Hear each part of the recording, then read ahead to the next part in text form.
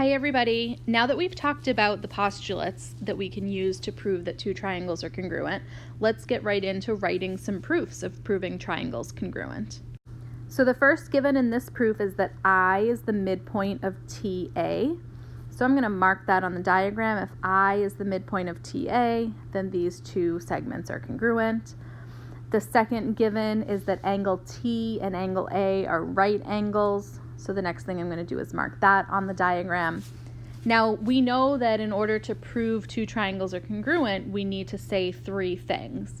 Either that there's three pairs of congruent sides, or there's two pairs of congruent sides and the angle included between them, or there's two pairs of congruent angles and the side included between them, or two pairs of congruent angles and a non-included pair of sides, or finally, the hypotenuse and leg in a right triangle congruent to the hypotenuse and leg in another right triangle. So in this example so far, we only have two pairs of congruencies. We have a pair of congruent angles and we have a pair of congruent sides. Now, when we are looking for a third pair of congruencies, we can always look at the diagram for things that we can see to be true in a diagram. Okay, so we want to be thinking about angles congruent to themselves by the reflexive property, segments congruent to themselves by the reflexive property, or the one that's going to apply in this example, vertical angles are congruent. So I know that these two vertical angles are congruent. Now, I have another pair of angles congruent, so I'm going to be proving these two triangles congruent by angle side angle. So I need to state a pair of angles are congruent in Y, a pair of sides are congruent in Y, another pair of angles congruent in Y, and then once I've said all of those things, I can say that the triangles are congruent by ASA. So let's start. It is given that I is the midpoint of TA.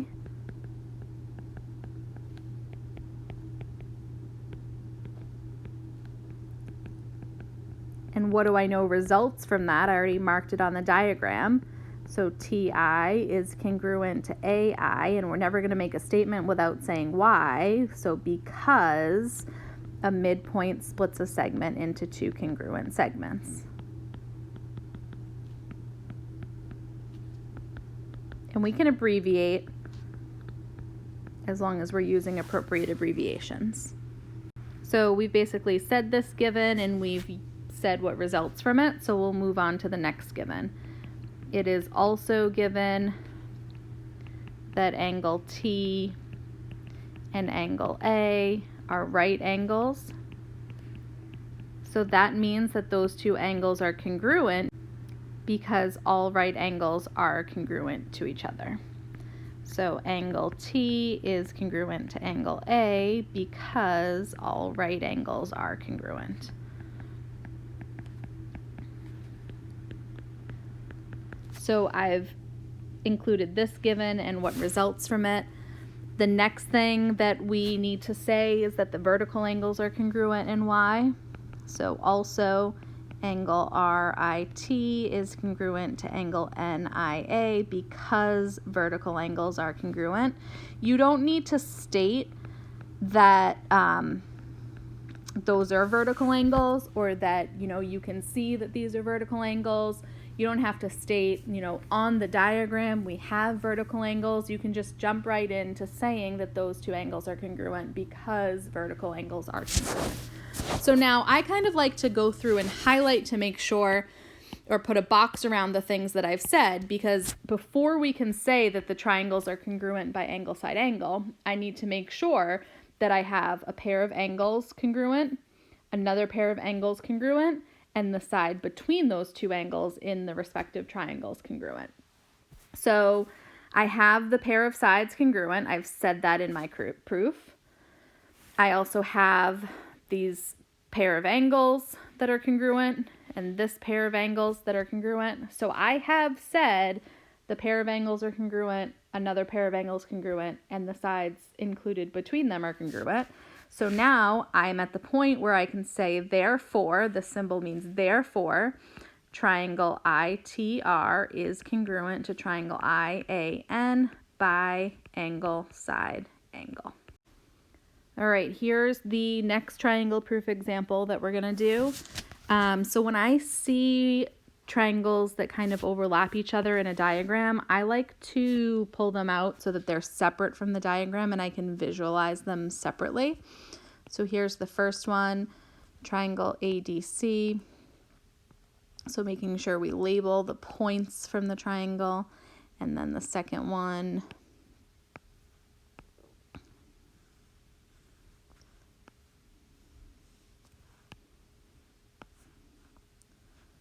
BEC,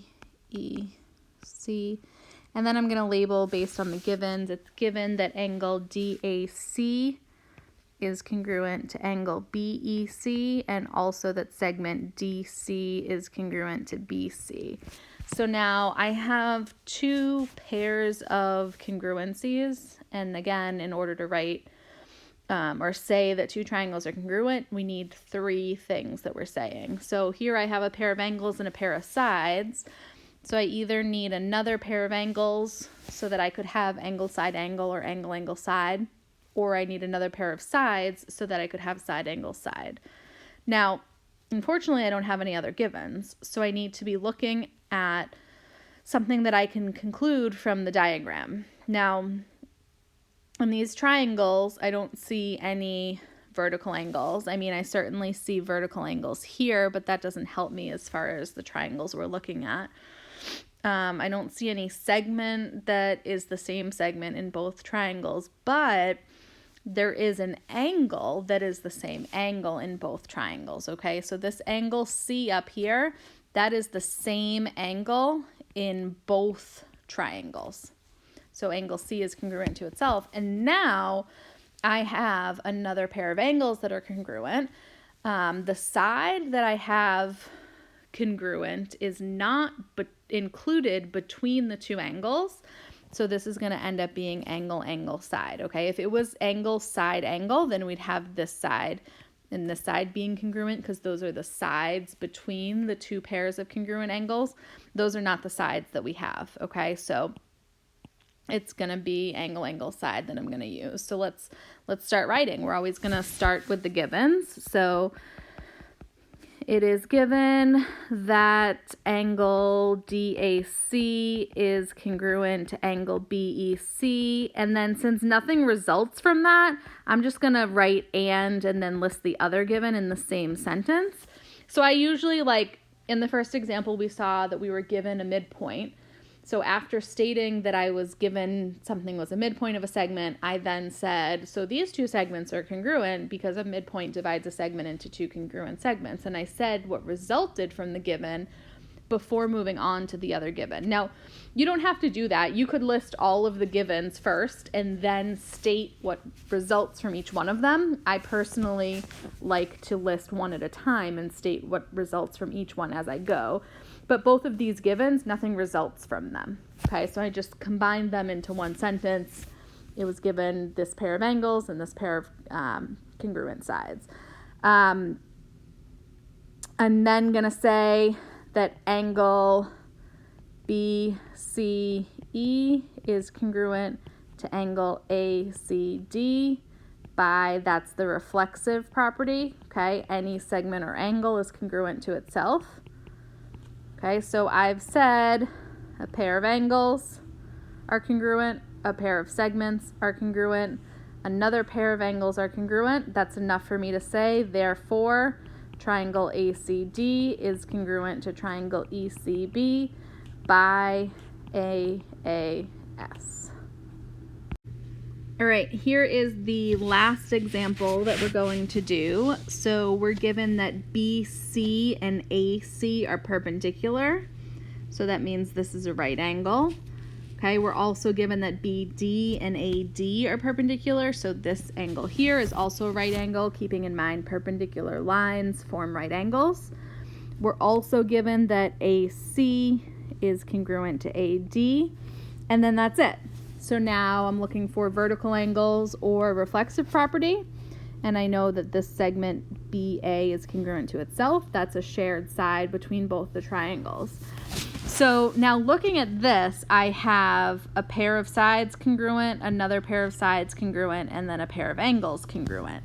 Okay, SSA or ASS is not a valid postulate for proving two triangles congruent, because if you have two pairs of sides congruent and a non-included angle, there's no guarantee that the triangles will end up being congruent. But in a right triangle, side-side angle is really HL. Okay, so remember that HL tells us that if the hypotenuse and leg of one right triangle is congruent to the hypotenuse and leg of another right triangle, the triangles are congruent by HL. Now, notice that this is saying the two triangles are right triangles. So when we're writing our proof, we don't need to say that the two right angles are congruent, because there's no angle congruency that's part of HL, right? We need to state that the hypotenuses are congruent, that the legs are congruent, and the triangles are right triangles. We don't have to state anywhere that the right angles are congruent. So instead of stating that the right angles are congruent, after we state that the right angles are in fact right angles, those angles C and D are right angles, we're going to state that the triangles are right triangles instead of saying that the angles are congruent. So let's go ahead and write this proof. It is given that BC is perpendicular to AC and BD is perpendicular to AD. So when I first read those, the first thing that I said was, so angle C and angle D are right angles because perpendicular lines form right angles. Then, because now I'm going to be able to say triangle ACB and triangle ADB, I shouldn't have put that on a separate line, are right triangles because a triangle with a right angle is a right triangle.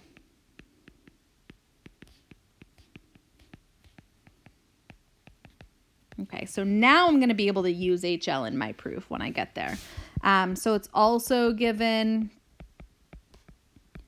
that AC is congruent to AD. Then we can say BA is congruent to BA by the reflexive property. Okay, those should be two separate sentences. You should not connect those two. It's given that AC is congruent to AD. BA congruent to BA by the reflexive property is a completely separate sentence, a completely separate thought. Okay, so we've got saying that these two triangles are right triangles. All right, we've got a pair of legs congruent here, and then we've got the pair of hypotenuses congruent here. So that's enough to say that the triangle ACB is congruent to triangle ADB. The triangles are congruent by HL.